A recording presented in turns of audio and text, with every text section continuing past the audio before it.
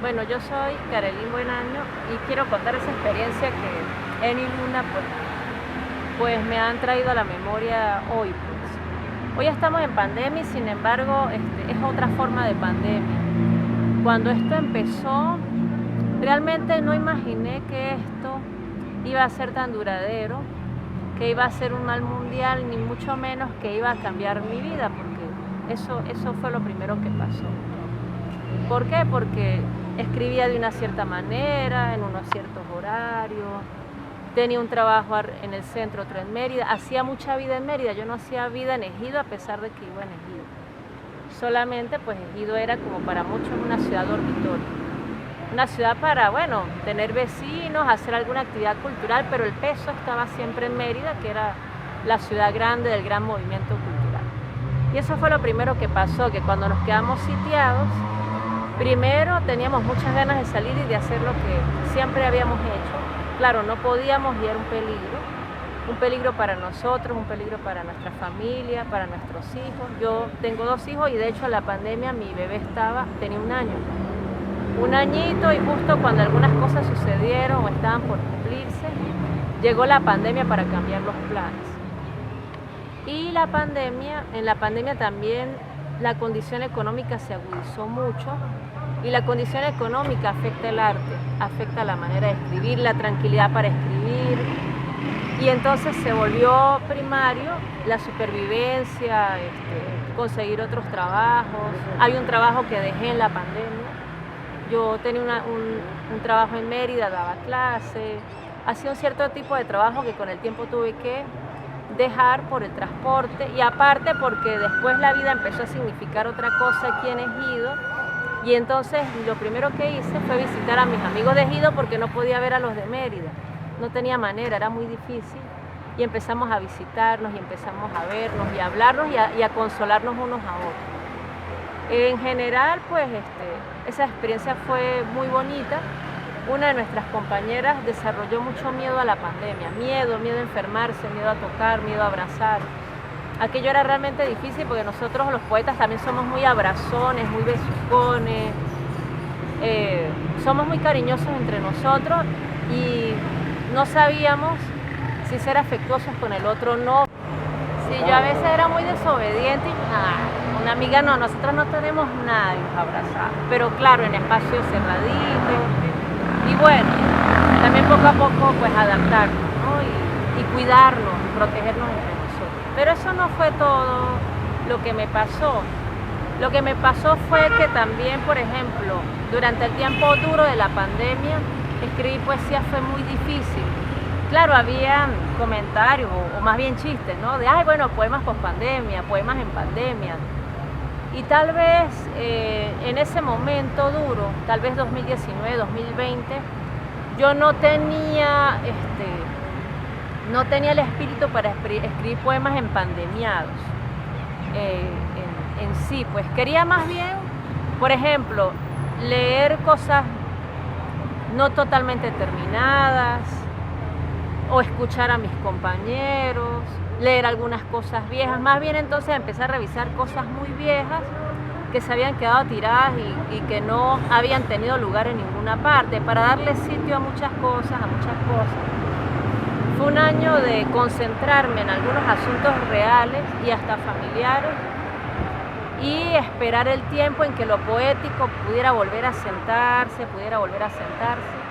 y yo pudiera otra vez en tranquilidad volver a escribir, porque sí hubo un momento de mucho, no de temor, pero sí de intranquilidad.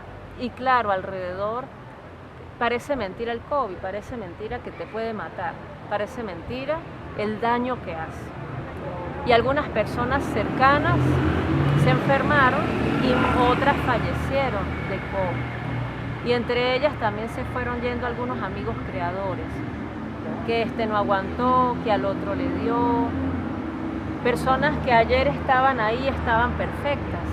Eso también te afecta, te desmoraliza y uno dice después de eso, oye, pero es decir, es una bendición estar aquí, pues.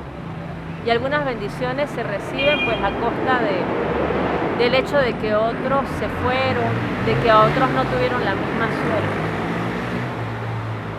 Y así pues ha sido. En la biblioteca, por ejemplo, hice así operación limpieza y a volver a leer poemas y a leer cosas que no había revisado, apuntes, etcétera. En plena pandemia defendí mi tesis de maestría, que es en poesía, justamente, que era lo único que, digamos, lo que más me importa en este mundo, claro, la poesía dentro de mis quereres, mi familia, dentro de la escritura. Pero entonces, si no fue tan profusa la escritura poética en sí, yo no tengo ningún libro de pandemia, pero sí para escribir ensayos, para leer ensayos, para reestructurar poemas que ya había hecho, para deconstruir, para hacerme preguntas de por qué necesito que la poesía que ahora vaya a escribir tenga otro sabor. Y esas respuestas recién están llegando hace poco, esas respuestas. Aunque hubo a quienes ido iniciativas bonitas, por ejemplo, unos amigos que son del colectivo Catajarria, Giglia Morán, Gregorio Suárez, ¿no? José Ochoa, ellos siempre fueron inquietos, no tenían mucha facilidad de movimiento fuera de Ejido, pero contaban con unos pequeños instrumentos para grabar poemas, para hacerlos llegar en los correos, en las redes, en el WhatsApp, para hacer pequeñas actividades que nos pudieran llegar a todos de forma aún indirecta. Y eso no se detuvo, esos intentos no se detuvieron hasta que hubo un poquito más de libertad en la calle y hacíamos pequeñas grabaciones, así en alguna plaza, en algún espacio libre, nos visitábamos, pero también con el fin poético, pues. Y empezó una ola de actividades virtuales. Las actividades virtuales en el tiempo corriente, cuando no había pandemia, no eran muy exitosos, porque ¿para qué lo virtual si podíamos ir, si podíamos venir? La distancia era como absurda, pensar en la distancia era absurdo, pero cuando la distancia se impuso, lo virtual se hizo muy importante, cursos virtuales, talleres virtuales, encuentros virtuales, recitales virtuales, como el del Festival Mundial de Poesía, que llegó todo por YouTube. Ahí nos invitó el poeta Benito Mieses hace poco y leímos y compartimos, etc. También pasaron otras cosas en pandemia, la familia cambió también, algunas cosas sin resolver aparecieron. Eso también mueve el mapa. Le fui perdiendo el miedo al COVID y aprendiendo del COVID, aprendiendo el hecho de que tal vez antes creíamos que teníamos la vida arregladita, que ya habíamos solucionado todo, que ya no podía pasar nada más. Incluso cuando no había pandemia, yo personalmente era medio pesimista en torno a nuestro futuro, no sé, como país, a nuestro futuro como gente. Pero más bien en pandemia, que mucha gente se empezó a unir y a tener pequeñas iniciativas que caminaron, no son iniciativas culturales, sino iniciativas económicas, materiales, educativas. Es decir, que la gente se unió para no morirse, pues, para no morirse de enfermedad, para no morirse de hastío, ni de soledad, ni de hambre, ni nada, pues.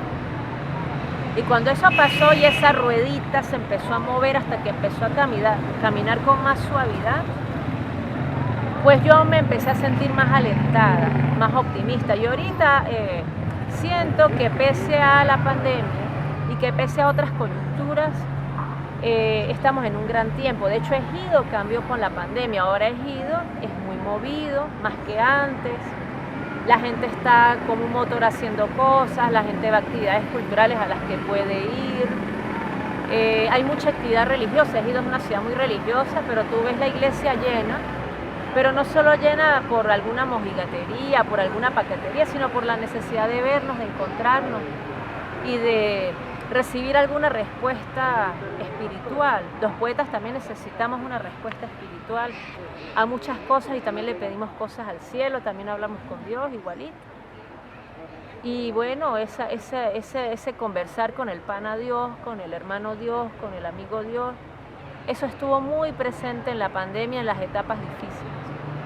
A veces yo le escribo a ese ser Le escribo y le hablo de mis preocupaciones y de todo aquello que, precisamente de aquello que a veces me dificulta la escritura. Y siento que algo extraordinario que está y no está acá responde. Y esa respuesta es poética. Entonces Dios es poeta. Esa respuesta es poética porque hay un devenir, porque hay un fluir, porque hay un verbo que se hace acción, que se hace tranquilidad, que se hace sol, que se hace lluvia, que está allí, pues, que está allí y está ese manifiesto, y ante eso, pues, uno no puede más que contentarse, uno no puede más que esperanzarse, uno no puede más que reencontrarse.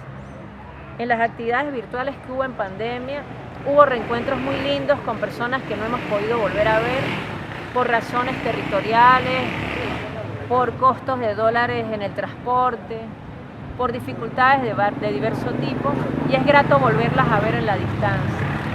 Hay muchos amigos que están más allá de Mérida, que no tengo en este momento la facilidad de ver. Algunos son creadores, poetas, pintores, promotores, libreros, y los extraño bastante.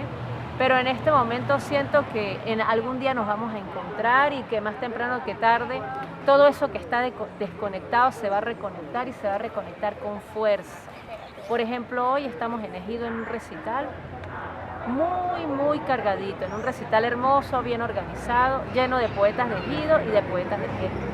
Hace poco acá se celebró el cambio de villa, el martes pasado, de villa a ciudad de Ejido, con toldos muy bonitos y con mucha participación cultural, con mucha gente en la calle de buen humor, sin que se hubiera desatado un COVID masivo ni una mortandad abrumadora. Ahorita hay una librería en Ejido y la gente la visita. Eso era imposible en un Ejido sin pandemia. En un Ejido solitario y dormitorio, como siempre, no hubiese pasado nada, pero como ahora pues estamos mirando de nuevo nuestras calles, nos estamos reencontrando aquí, hay gente que ha venido a vivir aquí y hay aportes hermosos de la gente que tiene ganas de vivir, que tiene ganas de crear. Entonces ha sido pues estupendo ver que eso ha transformado todo. Hace poco con mi compañero nos pusimos a caminar después de Macro, por unas montañitas, por unas callecitas espectaculares que no conocía y que en tiempo de trabajo corriente, Mérida Ejido como vivía yo, no tenía manera de conocer, y aquello fue maravilloso. Hay gente a la que no hemos visto, hay experiencias y amaneceres y flores y pájaros que no hemos visto. Entonces eso me hace sentir muy regocijada y más bien con el deseo de hacer aquí las cosas que me faltan, de hacer aquí las cosas que hice en Mérida. Mérida me hace falta, pero no me siento mal porque aquí me he reespaciado, me he reubicado. Y además, bueno, también nosotros tan acostumbrados a los transportes, los que vivimos lejos, ahora recorrimos a pie muchos espacios. Claro, ahora hay un buen transporte, pero en el tiempo difícil todo era a pie, todo era zapato, todo era suela. Entonces tuvimos que, visitar, caminar, aguantar, resistir con el cuerpo las consecuencias colaterales de la pandemia. Siento que la pandemia, gracias a Dios, no ha llegado a mi hogar, gracias a Dios no ha llegado a mí, y espero que no llegue, ni a mi familia, ni a mí, ni a mis compañeros poetas. Que la bendición nos permita estar sanos. Me permitió poder descansar y recuperarme físicamente de un estado de cansancio que estaba latente allí, que estaba, pero que pensé que no se iba, que era normal, pues. Pero no, quedándome, reponiéndome, me di cuenta de que no es normal estar cansado, no es normal estar tan agotado, no es normal consumirse tan rápido. Y entonces hay momentos en que haces o que hacía buena poesía pero en medio del agotamiento. Entonces ahora hay más reposo, hay más sosiego, hay un mejor ritmo en el vivir y en el trabajar. Claro, y eso hace que la poesía se esté reacomodando un poco a eso y se esté preparando para otra voz y se esté preparando para otra palabra.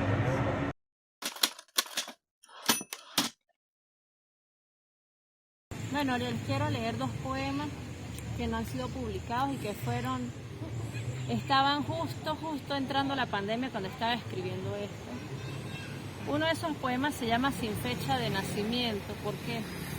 Porque me di cuenta, claro, eso siempre ha estado, pero cuando te das cuenta, cuando lo vives como si te hubiera pasado, y es que también, así como en medio de las dificultades uno lo sufre y está a salvo, hay personas que también la pasan muy mal y que no sé cómo viven, y las admiro por eso, viven sin nada. Por eso, dedicado a esas personas que han tenido una suerte más difícil que uno y aún están aquí, escribí este poema que se llama Sin fecha de nacimiento. Usted no tiene por ahí unita cosa que me regale, un pan feo, un acetaminofén, un rancho, un huevo güero, un beso a rato, algo que aguante, algo que estire, una tarjeta, una perola, un Dios que pueda, una camisa, un jabón, una raíz, un cacharro viejo. Usted no tiene algún remanso que me preste. Menjurjes, que tiene que ver con la pandemia, cuando la gente empezó, tómate esto, tómate aquello, sobre todo lo natural. Y yo me tomé todo. Y le recomiendo a la gente tomarse todo y además reconectarse así con los ancestros, reconectarse con aquella manera vieja de sanarse y estar tranquilo con el universo sin tanta pepa, sin tanta pastilla, sin tanto médico, ¿no? Sino acudiendo como a una especie de sabiduría de adentro, a cierta sabiduría popular. Entonces dedico a esa experiencia el poema Menjurjes. No puedo detener esta maldad, sino con tomillos, sino con borraja, sino con jengibre, sino con guarapos. Bajo mi remiendo custodio a mi madre, custodio a mi padre, bendigo a mi hija, bendigo a mi hijo. Tengo pesado el recuerdo de cuando se metieron ciclones a la casa y nunca más nos devolvieron el sosiego. Los míos ya habían nacido entre angosturas y todavía se nos mete en la covacha alguna bestezuela. Todavía en mal comer nos sustentamos, todavía en mal dormir nos defendemos. ¿Cómo le digo que se cure esa peste envenenada? Los menjurjes salvaban el aura de los peligros